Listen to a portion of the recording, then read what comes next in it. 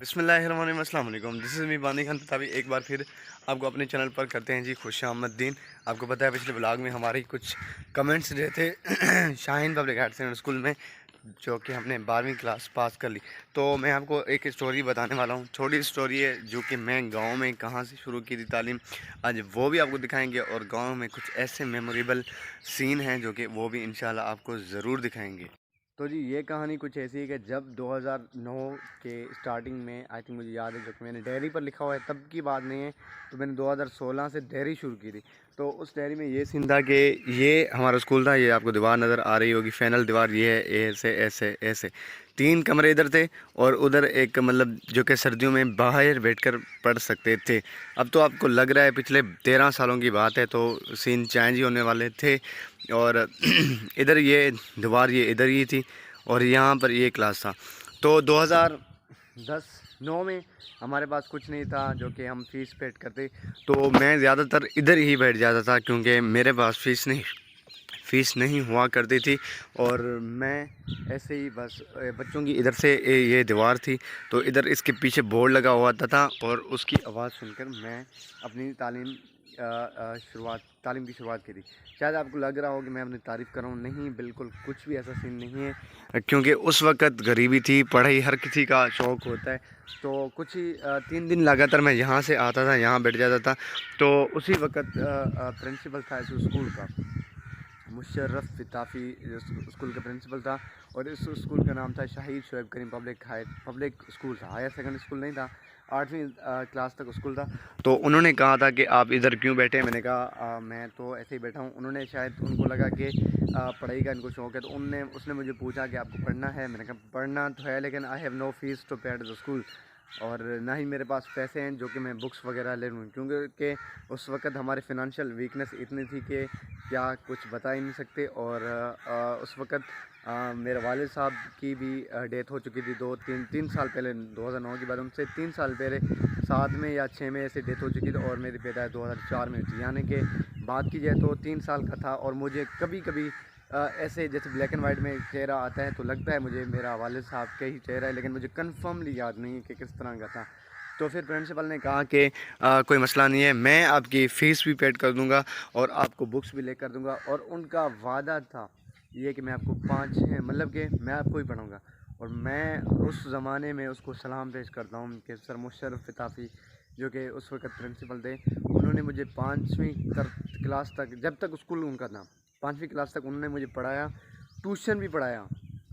पहले क्या हुआ करता था, ये एक स्कूल था, ये मैं आपको बताऊं, दूसरा सेम ही इसके साइड था। जब ये स्कूल ख़त्म हुआ तो उसके बाद यहाँ पर हमने ट्रांसफ़र की स्कूल के। उस वक्त ये भी शाहिद शोएब करीम के नाम के था, और उस वक्त भी प्रिंसिपल जो कि था मुशर्रफ फिताफ़ी था। तो ये स्कूल था और ये दीवारें वगैरह भी थी। वेट, मैं कैमरा साफ़ करूँ, तो ये दीवारें सेम ही थी और ये दीवार थी।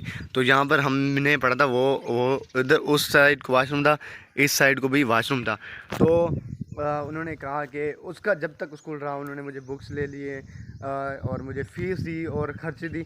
तो यहाँ पर ट्यूशन का भी हुआ करता था, सेम टीचर्स दिन को भी पढ़ाते थे, शाम को भी पढ़ाया करते थे, वो भी मुझे फ्री। बाकी जो थे इस साइड के, इस घर के पीछे, और मतलब थोड़े तकरीबन 3 किलोमीटर हमसे दूर हैं, वो भी आते थे ट्यूशन के लिए।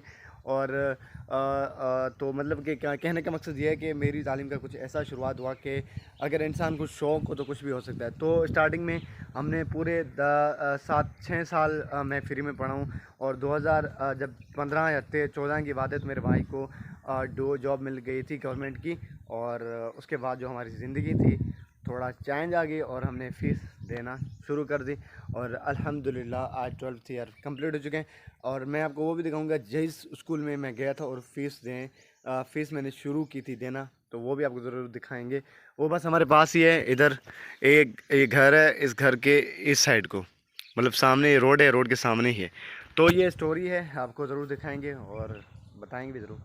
तो जी आपके सामने वो एक स्कूल है जो कि अभी मतलब दीवारें वगैरह टूट चुकी हैं, पुराना हो चुका है, अभी स्कूल नहीं है। अभी इसको एक उताक का नाम दिया गया है कि ये उताक है। और यहाँ पर गाड़ियाँ आती हैं तो पार्क की जाती हैं कभी कभी। तो यहाँ पर हमारा तालीम का जो सफ़र था वो था 2.5 ईयर, मतलब 2.5 साल यहाँ हमने एजुकेशन ली, जो कि हम आपको सामने एक साल हम यहाँ पढ़े और 1 साल इस क्लास में पढ़े हैं मतलब। और बाकी जो सफ़र है वो भी आपको दिखाएंगे कि हमारे रिमेनिंग जो कि 1.5 साल है वो कहाँ तक हो। और इसके पीछे हमारा घर था, आपको मैंने कहा दिखा दूँ, ये जो आपको खजूर की नज़र आ रही है ना, यही हमारा घर था।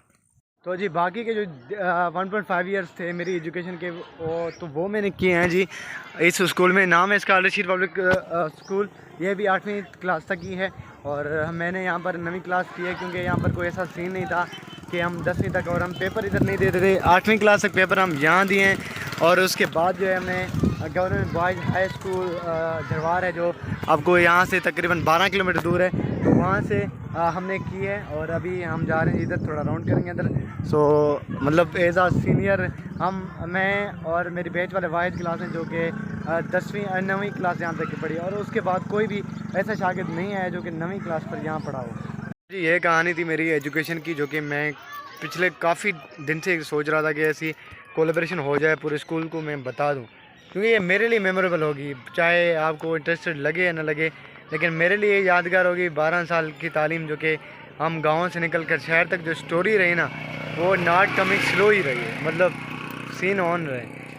तो सबसे पहला मैं ही भाई हूँ जो कि मतलब मैंने प्राइवेट एजुकेशन की, वो भी खुद की मेहनत पर, और मैंने खुद ही प्रिंसिपल को कहा था कि मुझे पढ़ाया जाए, और उन्होंने भी, उनका भी एहसान है हम पर कि उन्होंने मना नहीं किया और हमें बैग्स वगैरह भी दिए थे। ये जो तारीफ़ उनकी है हम कर रहे हैं, क्योंकि जिन्होंने हमें सपोर्ट किया है, बता रहा हूँ एजुकेशन में।